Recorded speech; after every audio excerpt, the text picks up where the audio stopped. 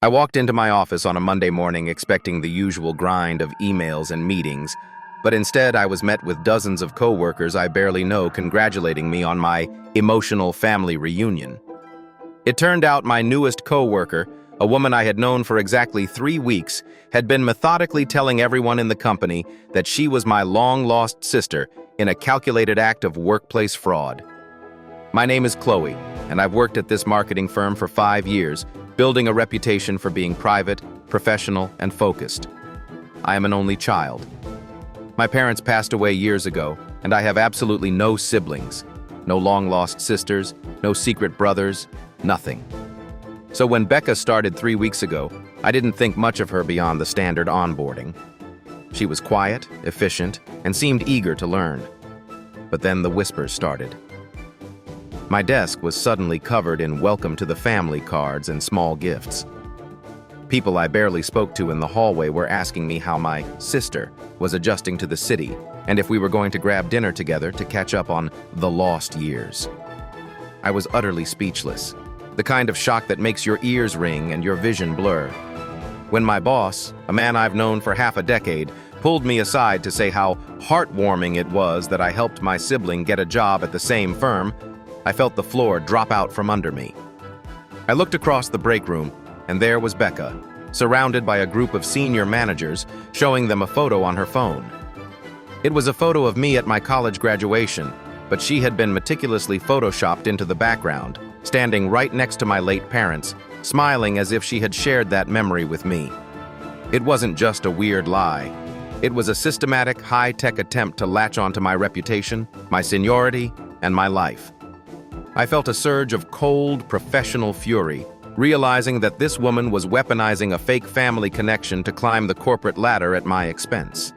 I watched her laugh and touch my boss's arm, acting the part of the grateful younger sister.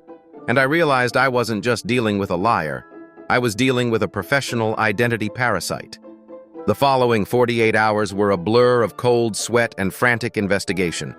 I spent every lunch break acting like a private investigator in my own office, documenting every strange look and every hushed conversation that ended the moment I entered the room. I reached out to a contact in the IT department under the guise of a security audit, and what we found was a calculated trail of deception that made my skin crawl. Becca hadn't just told a few people a lie. She had actually successfully edited her official emergency contact information in the company's HR portal to list me as her next of kin, a move designed to tie us together in the eyes of the corporate legal team. She had been accessing my shared drives after hours, looking at my personal portfolio, and even mimicking my specific presentation style and vocal inflections during client calls to make the family resemblance more believable. I hired a private investigator named Marcus, and the report he delivered 48 hours later was a total horror show. Becca had a history of workplace parasite behavior that spanned across 3 different states.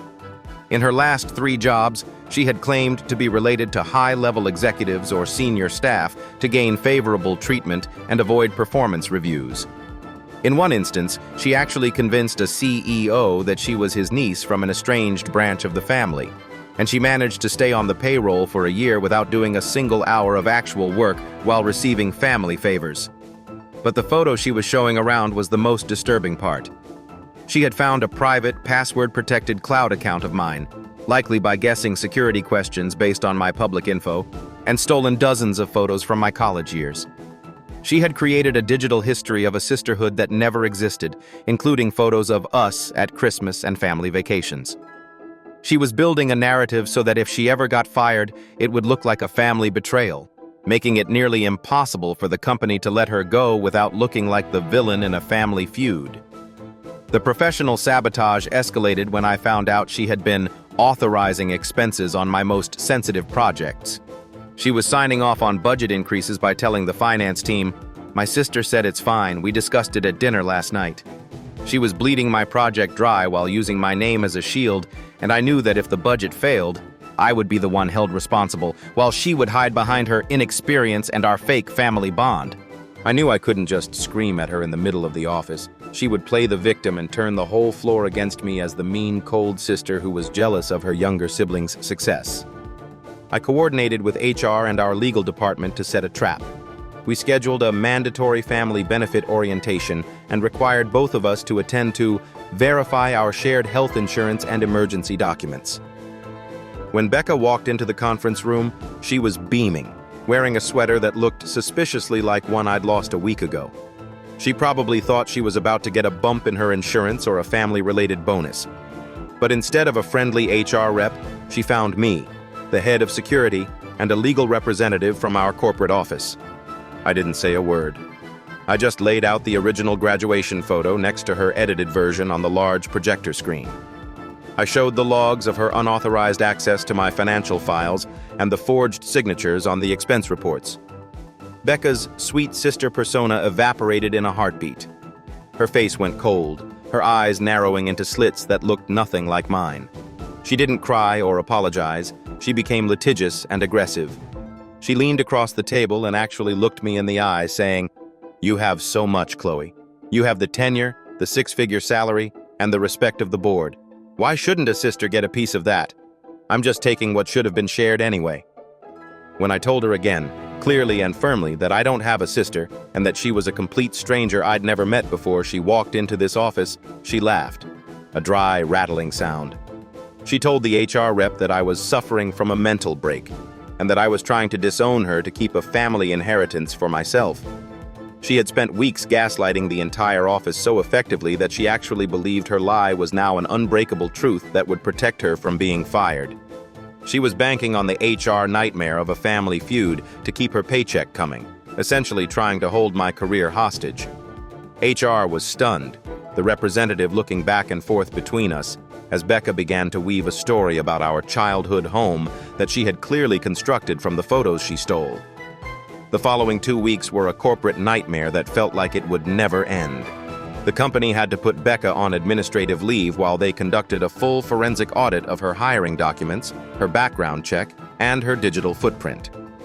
It turned out she had forged her entire resume from top to bottom.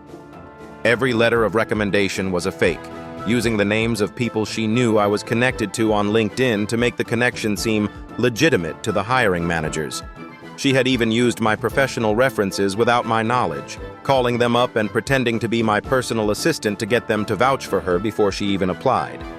My reputation was on the line, and the stress was affecting my work, my health, and my sleep. I had clients calling me, confused as to why my sister was asking for their personal cell phone numbers for emergency project updates. I had to spend hours on the phone apologizing and explaining that I was the victim of an elaborate professional scam. The emotional toll was exhausting. I couldn't even walk to the coffee machine without feeling the eyes of my coworkers on me. Some pitied me, while others clearly believed Becca's smear campaign.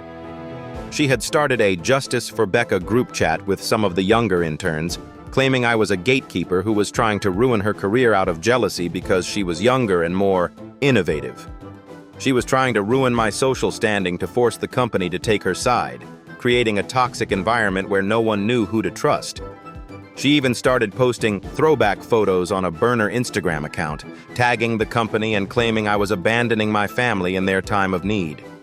It was a psychological war played out over Slack channels and corporate email threads, and I felt like I was losing my mind, wondering if I would ever be able to clear my name in an industry where reputation is everything. Every night I spent poring over my old files, making sure she hadn't compromised even more of my professional life. Finally, the audit was complete. The company found undeniable proof of her forgery and her unauthorized access to my private bank information through my saved browser passwords on the office computer. Becca was terminated for cause and escorted out by 2 armed security guards, but she didn't leave without a final explosive scene. She stood in the middle of the lobby, screaming at the top of her lungs that I was a traitor to my own blood and that she would see me in court for the rest of my life. The company had to issue a formal, company-wide apology to the entire staff and the affected clients, and they even offered me a paid leave of absence to recover from the trauma. I was cleared of any wrongdoing, but the office environment never truly recovered. The fact that she could so easily manipulate people I had known for years into believing such a massive lie was a wake-up call about how fragile my privacy really was. I realized that my kindness and my private nature had been used as a doorway for a predator. I ended up requesting a permanent transfer to our branch in another state. needing a fresh start where no one knew the girl with the fake sister. I still have a Google alert set for Becca's name, terrified she'll pop up at another firm in my industry claiming to be my cousin or my long-lost twin. This experience taught me that the most dangerous people aren't the ones who want to steal your money. They're the ones who want to steal your entire life and identity. So what do you think? Should companies have stricter family verification rules to prevent this? Or was my firm just too gullible for believing a photoshopped picture and an HR portal update? Drop your thoughts in the comments below. If this workplace fraud story blew your mind, hit that like button, subscribe for more daily Reddit drama, and I'll see you in the next one.